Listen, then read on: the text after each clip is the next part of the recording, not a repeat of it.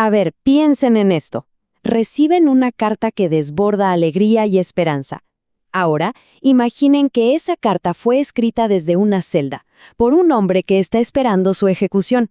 Bueno, esa es la gran paradoja que se encuentra en el corazón de este texto antiguo, un misterio que ha desconcertado y fascinado a la gente durante siglos. Porque para mí, el vivir es Cristo y el morir es ganancia. Uf, estas son las palabras que resuenan desde esa prisión. Y ojo, no son palabras de alguien que se ha rendido, para nada. Son palabras de una esperanza radical. Mientras la amenaza de muerte está ahí, sobre él, su enfoque no está en sobrevivir, sino en algo que él considera muchísimo más valioso. Y claro, esto nos deja con una pregunta que es inevitable. ¿De dónde sale esa fortaleza? ¿Cómo es posible? Para entenderlo, tenemos que ponernos el sombrero de detectives históricos. Hay que examinar las pistas que están tanto en la carta misma como en el mundo que la rodeaba. Así que bueno, nuestra investigación arranca ahora mismo. Ok, el primer paso en esta investigación nos lleva a viajar en el tiempo. El destino, la ciudad de Filipos.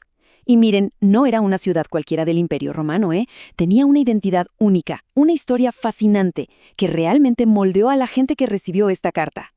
La historia de Filipos es de verdad un drama de película. Empezó siendo fundada por la realeza de Macedonia, pero claro, luego llegó el poder de Roma y la absorbió por completo. Se convirtió en un punto súper estratégico, pero su destino cambió para siempre cuando fue el escenario de la batalla que, básicamente, vio morir a la República Romana. Como recompensa, Roma la transformó en una orgullosa colonia, una pequeña Roma en suelo griego, llena de veteranos leales y con estatus privilegiado. Imaginen caminar por las calles de Filipos en esa época. Era un verdadero mosaico de culturas. Se oía el latín de los militares mezclado con el griego de los comerciantes. Se veían templos al emperador justo al lado de santuarios a dioses de Egipto y Siria. Y en medio de todo ese crisol cultural, con una pequeña comunidad judía aferrándose a sus tradiciones, es justo ahí donde el apóstol Pablo llega con un mensaje completamente nuevo. Ahora, la primera visita de Pablo a Filipos no fue nada tranquila, para nada. Aunque sí, allí fundó la primera comunidad cristiana en suelo europeo, esto también provocó una oposición fuertísima. Los registros nos cuentan de persecuciones, de cómo a él y a su compañero Silas los metieron en la cárcel. Pero, y esto es lo interesante, esa experiencia de sufrir juntos, en lugar de separarlos, creó un lazo de lealtad y afecto con los filipenses que era increíblemente profundo. Bueno, con el contexto ya claro, vamos a centrarnos en la carta misma. Y aquí es donde la cosa se pone complicada, porque para los estudiosos este texto es como un caso sin resolver, con dos grandes misterios que han generado décadas y décadas de debate. Las dos preguntas clave que los historiadores intentan responder son estas. Primero, ¿desde qué prisión escribió Pablo esta carta? La tradición siempre ha dicho que desde Roma, pero hay otras posibilidades. Y segundo, ¿la carta a los filipenses que leemos hoy es un solo documento o en realidad es una compilación de varias notas que un editor juntó tiempo después? Para intentar resolver estos dos misterios, es hora de analizar las pruebas. Las pistas están ahí mismo, dentro del propio texto, esperando a que alguien las descifre para reconstruir los hechos. Ok, el primer misterio, el lugar. La teoría tradicional dice que Pablo estaba en Roma. Y tiene sentido. Menciona el pretorio y la casa del César, lo que suena a la capital. El problema es la logística. Roma está a 1.300 kilómetros de Filipos. La carta describe un ir y venir de mensajeros que, con un viaje de 5 semanas por trayecto, habría tomado como 4 o 5 meses. Parece demasiado lento. Por otro lado, Éfeso está mucho más cerca. Un viaje de 10 días permitiría la comunicación rápida que la carta parece implicar. Y aunque no hay un registro claro de que Pablo estuviera preso allí, él sí menciona haber luchado contra las fieras en Éfeso, que podría ser una metáfora de un peligro muy grave o una prisión. El segundo misterio, ¿una carta o 3? Una teoría muy popular dice que un editor posterior juntó varios fragmentos.